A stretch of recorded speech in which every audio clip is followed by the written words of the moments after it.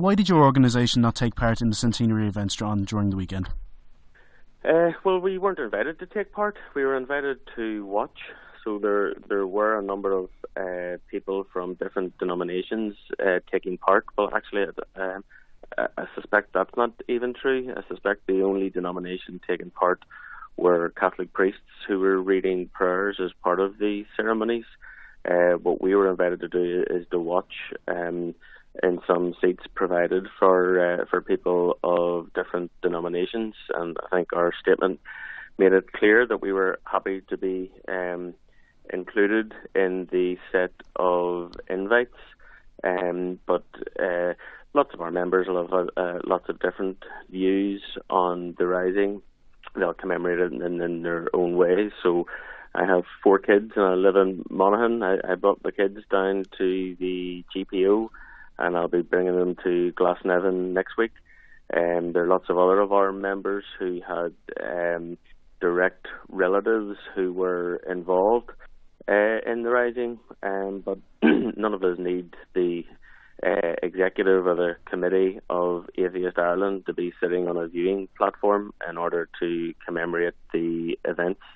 And as I say, I think some of the commemorations grated a little with me, and not that I blame the government or the organisers for that. I suppose there's some logic in having an explicitly Catholic flavour to the commemorations, given that people like Padraig Pearse used their Catholicism explicitly as part of the rationale for the Rising. So for Pearse, the idea of a blood sacrifice was very important, and it came from a fusion of his nationalism and his Catholic faith. And he developed a desire for martyrdom that he consciously emulated from Christ's sacrifice, from Christian doctrine. So Pearse wrote, one man can free a people as one man redeemed the world. And he also wrote, Ireland will not find Christ's peace until she has taken Christ's sword. So that kind of religious justification for violence and bloodshed certainly grates a bit with me, and not least following the events recently in Brussels. I mean, a lot of the things that Pearse wrote, you can replace Christ with Allah, and you're not too far away from the kind of statements that you'll hear from ISIS. Would it be fair to say then that you see the events of 1916 and religion as being intrinsically linked? Yes, well, certainly the people involved in the Rising and many of the leaders of the Rising explicitly linked them.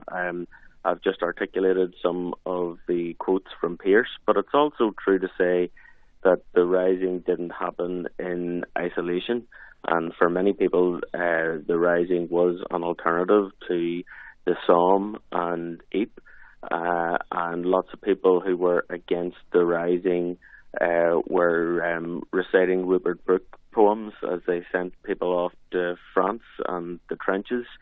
And I don't think we'd be in favour of that either. You know, if we were invited to a commemoration of the Psalm to stand alongside Christian chaplains as they articulated some of these ideas that relate the sacrifice of men in trenches to Christ's sacrifice on the cross, and talking about bloodshed as wine on the battlefield and things like that.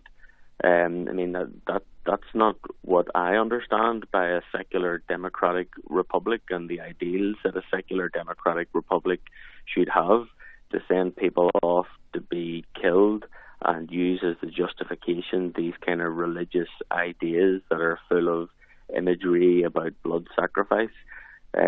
So whereas some of those ideas would be present in the writings of Pearse, they'd be also present in the writings of people who were sending soldiers off to France.